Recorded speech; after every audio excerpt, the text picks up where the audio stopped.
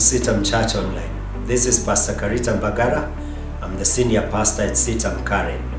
Today I want to speak to you from the book of 1 Chronicles chapter 4 verse 9 and 10. It's a familiar passage. Many people know about it, but I believe that there is something that the Lord wants to minister to us through that passage. It reads like this: Jabez was more honorable than his brothers. His mother had named him Jabez, saying, I gave birth to him in pain. Jabez cried out to the God of Israel, Oh, that you would bless me and enlarge my territory. Let your hand be with me and keep me from harm, so that I will be free from pain. And God granted his request. Very interesting story about this young man. It's in the middle of a passage that is saying so and so begot so and so, and so begot so and so, until we get to him, and there is a pause. It tells a story about him, and yet the story doesn't start very well. Jabez means pain. He was born in pain. He was named pain. He grew up being called pain. Can you imagine? Everywhere you are going, somebody is calling you pain. I don't know what that would translate into in your mother tongue, because not everybody speaks the English language. But that was the name that the boys would call him.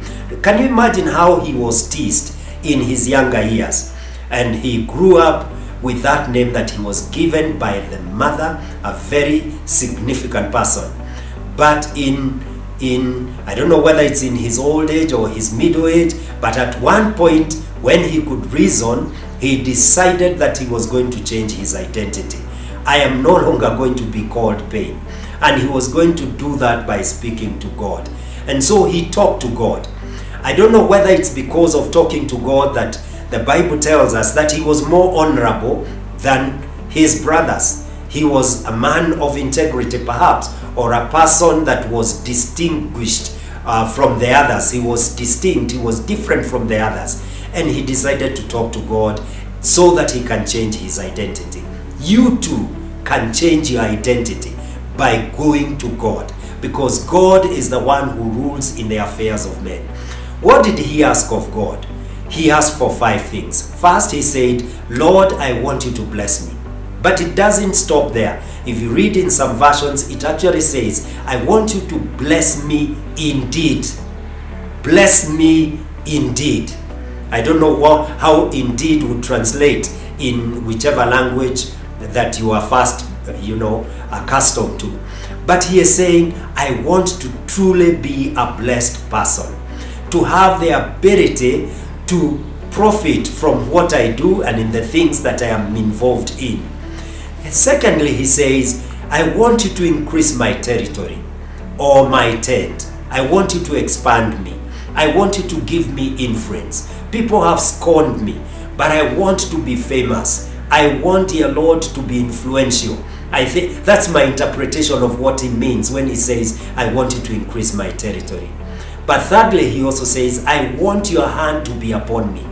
Not just that I will be famous, not just that I will be blessed. He recognizes that life needs God accompanying us. And we are truly blessed when God is accompanying us.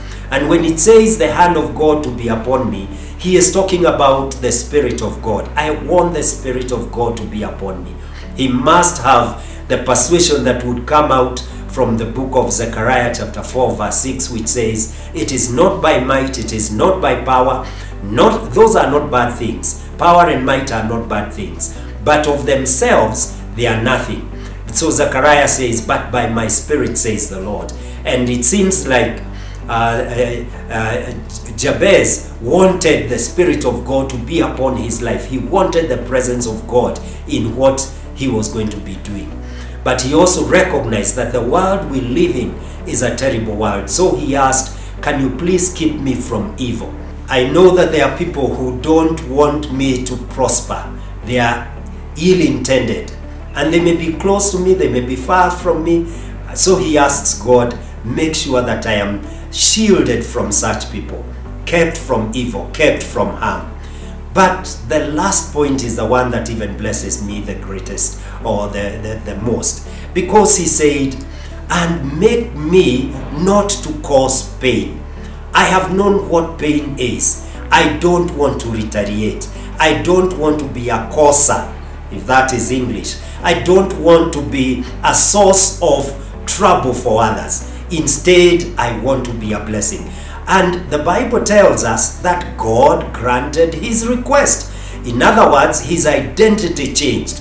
And that's why when the chronicler is writing this book, he pauses and writes something more than he writes about the other people. The others, he says so-and-so became the father of so-and-so. And it's not a very interesting place to read. But when you come to Jabez, you are inspired. So he continues being a blessing according to his prayer to this day.